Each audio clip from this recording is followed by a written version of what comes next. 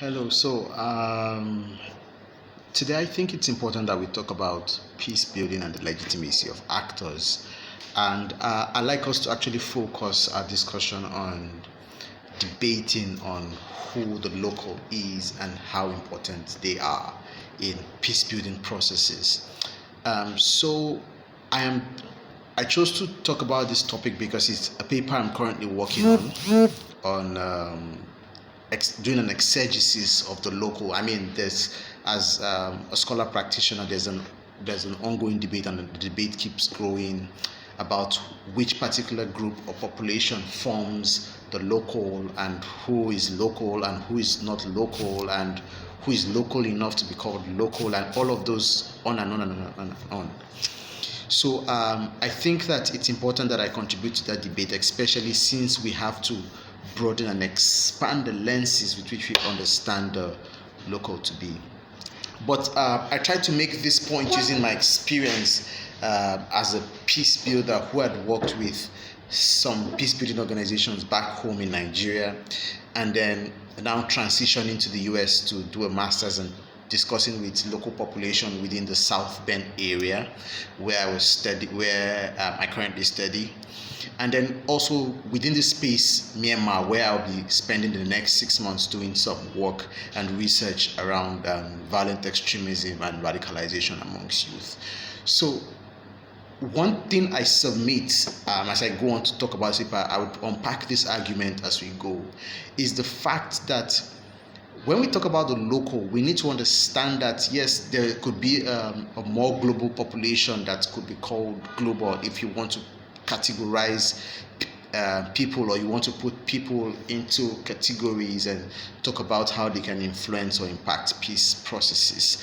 But the local comprise of a particular group that we can only understand when we have interacted or engaged with these populations. And from my experience, I argue that the local emerges as a product of personal experience rather than something that we can visualize through a cartographic grace. We cannot just look at a particular location or a particular geography and call them local, but we can define who a local is based on how specific groups use their agency to influence and also impact the processes that helps to achieve peace building. I have always argued against a liberal peace model. A liberal peace model is very important, especially because it brings a liberal agenda that seeks to liberate countries away from conflict. But because of its emphasis on just promoting institutions, building institutions, creating open market systems, continue to allow taking a more political approach to peace building. I push back on that a bit because I think that for us to be very strategic and trying to think through solutions that helps countries to institutionalize their own processes of achieving peace, we need to understand that solutions to conflicts within an environment should emerge and should not be defined by outsiders, but should emerge through a collective discernment and robust engagement between people who reside in this environment and within these local populations who interact with these conflicts on a daily basis. They engage with issues on a daily basis, and because they have experience of conflict on a daily basis, they should form the population that discuss solutions to their own problems. I mean, it's okay, it's very important, it's very, very beautiful if as an outsider, I come into an environment and I prefer solutions to specific problems. But the question we need to keep asking is, how relevant is this solution to the context? Is it a reflection of the lived experiences and the need that exists within this context? Is it something that we want to keep?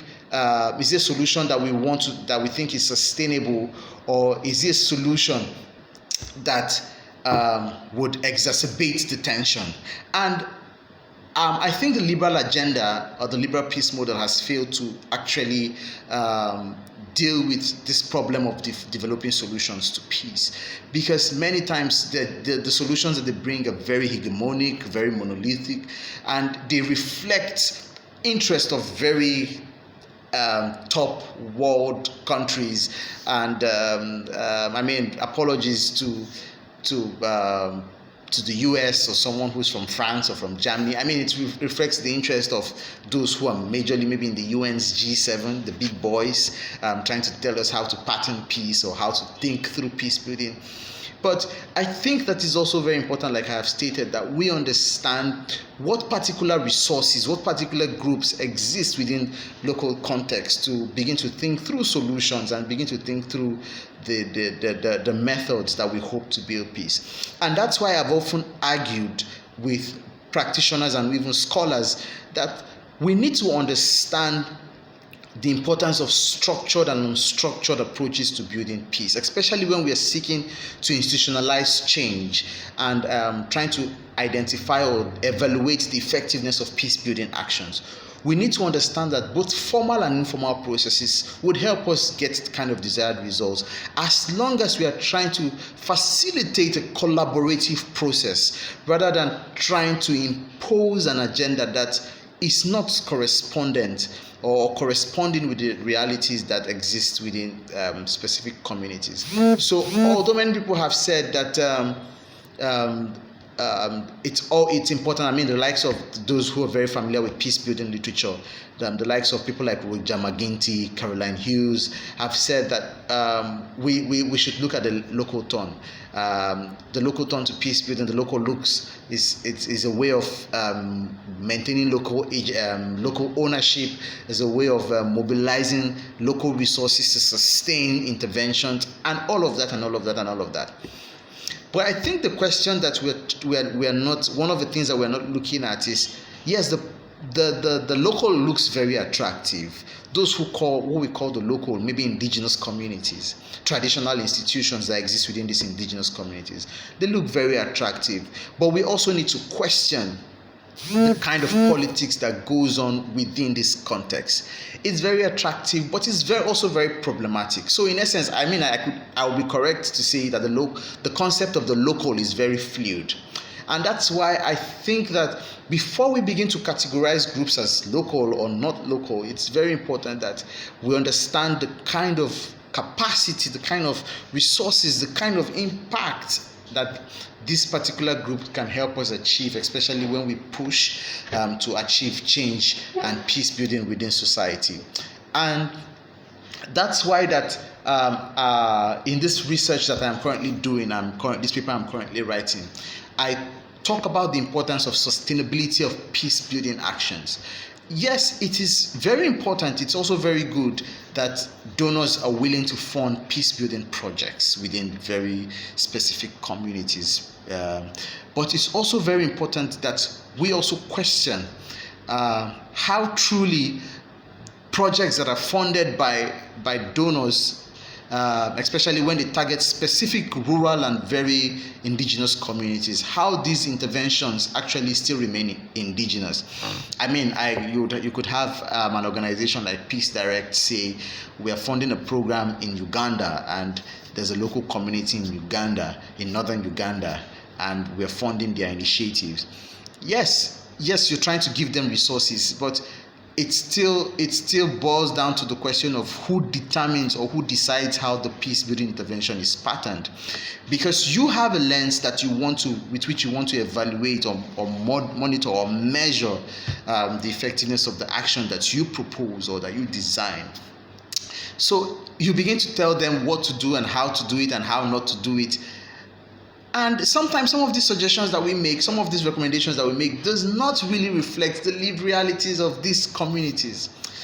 And I keep emphasizing the importance of understanding lived realities, because if we must understand and have to harness the capacity of the local, we need to ensure that the actions that we develop, the actions that we propose, reflects the everyday life, the everyday reality, the everyday challenges, the everyday opportunities, the everyday boundaries that these populations have to navigate. We also need to understand the everyday politics that happens within this space.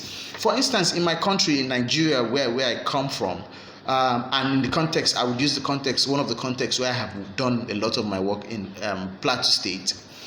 We have indigenous Christian communities who have a youth-led peace platform, and each time we're looking for groups to begin to engage or help reintegrate youths who have engaged in violent extremism or have been radicalized through religious ideologies or even ethnic ideologies, we look up to this network because they are a network that cuts across different communities within this state.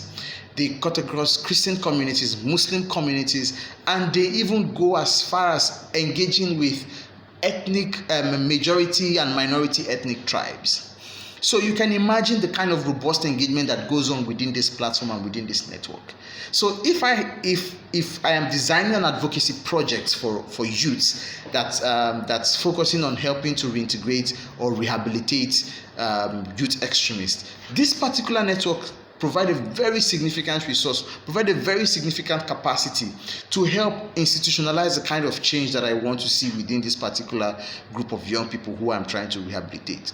But the question also is, have I acknowledged the kind of politics that goes on in there? So when I'm questioning the politics that goes on within this local platform, it's also very important that I continue to question my understanding as well of how this politics affects members of this network.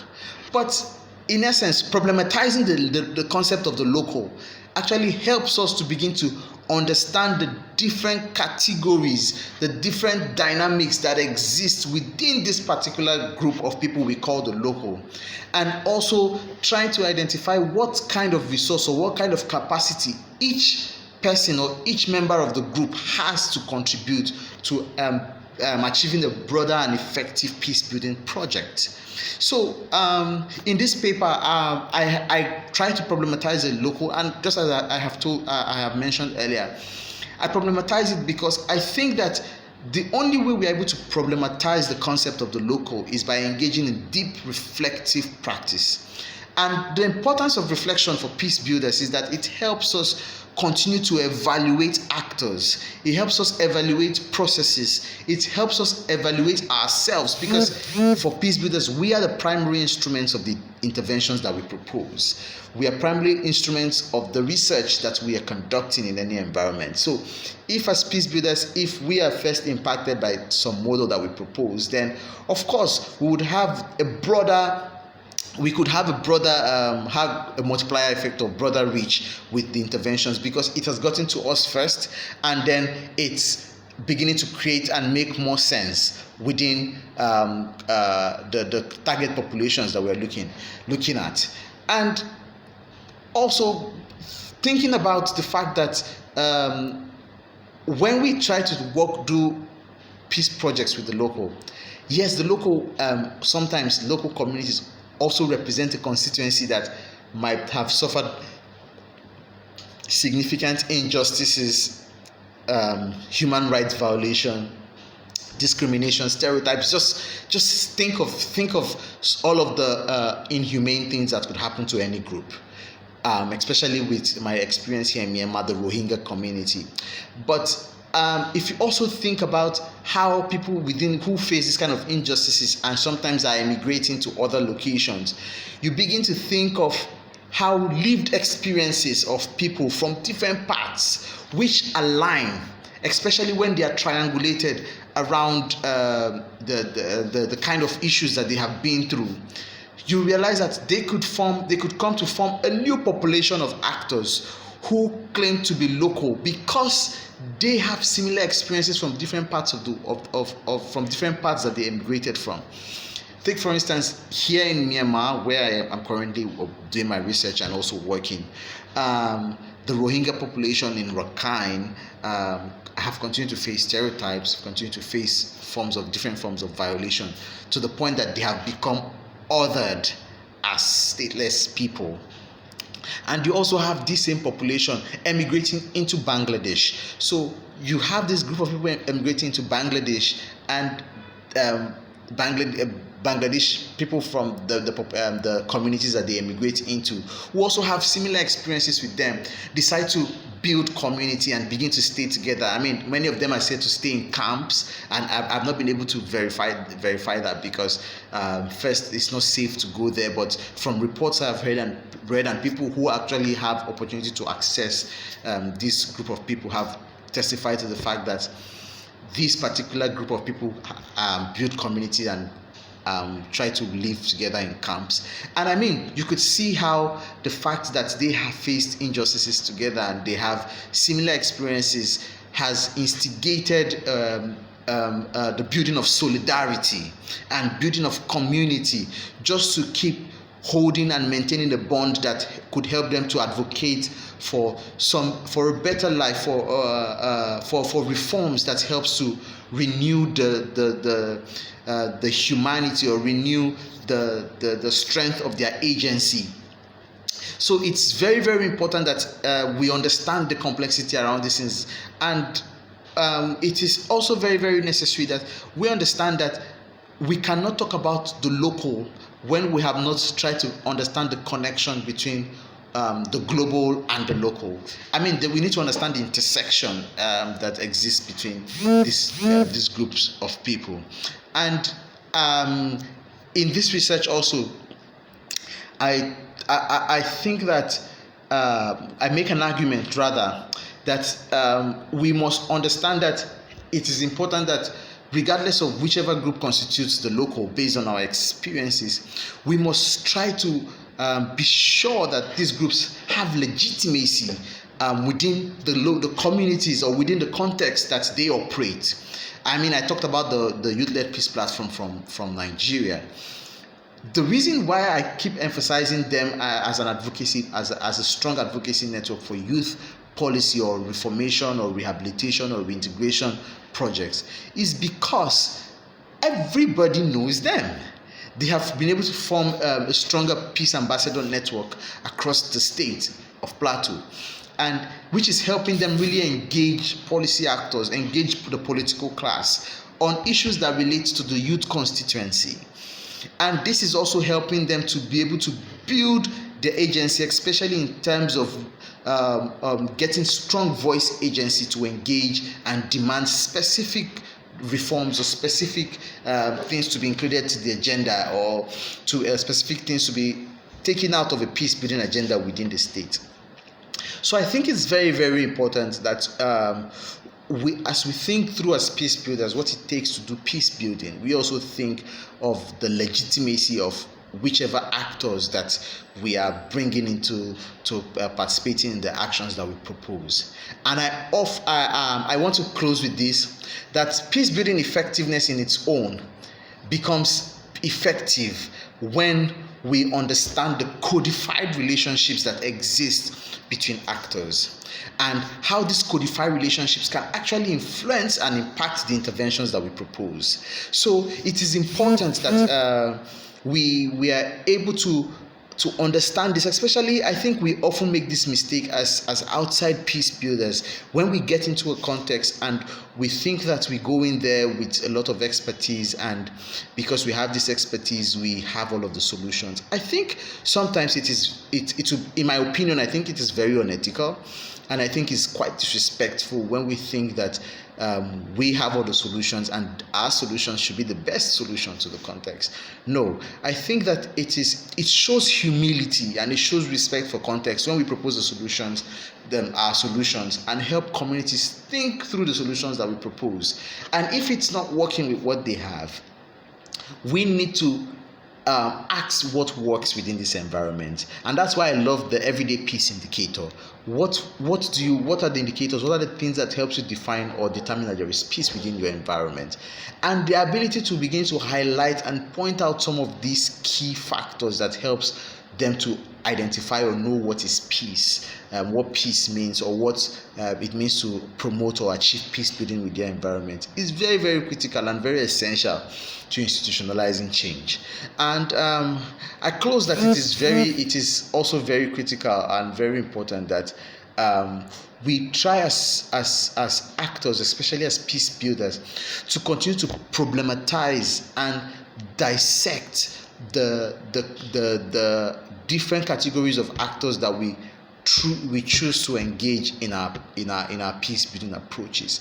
While this may seem like we're trying to make the process seem complex, I think that it provides us a very strong learning opportunity when we continue to unpack the roles that different actors have to play in our project, rather than just putting them there as actors who can do it all or who have the capacity to solve all of the problems. No, that's not it. But the more we keep problematizing them, we could begin to identify some of the weaknesses, some of the challenges, some of the very beautiful things that different actors can contribute. And then you're able to identify other actors who can come in to complement some weak areas of these actors. So in essence, I submit that the more we are able to engage in this kind of analysis of actors analysis, we are able to understand very critically, very effectively what it takes to identify specific groups or specific agencies that help to contribute to broader peace building effectiveness in our projects in the projects that we propose. So I leave it here at this time, and I want us to just go back and think through, especially in the kind of actors that we engage in on our projects, and how all of these actors contribute differently to the kind of outcomes that we want to see. And also, talking about actors, also I like to always close with this section. Let us also not forget the intersection or the importance of intersectionality between the different level of actors, locals that we identify in our projects. And I argued initially that the local emerges as a product of personal experience and not a concrete group that you just envision within a particular geography. It is not something that we can envision through just a cartographic grace, but something that emerges as a product of a continuous reflection, engagement within context, and trying to identify and seek to understand the different level of important roles that different people can play in the kind of peace building projects that we understand. So I leave you with these thoughts, that we continue to think about the importance of identifying actors and whoever constitutes the local within a peace building project that we propose. And I think that the more we are able to do this as practitioners or as peace builders, we are able to achieve the kind of changes that we want. Please have a nice time.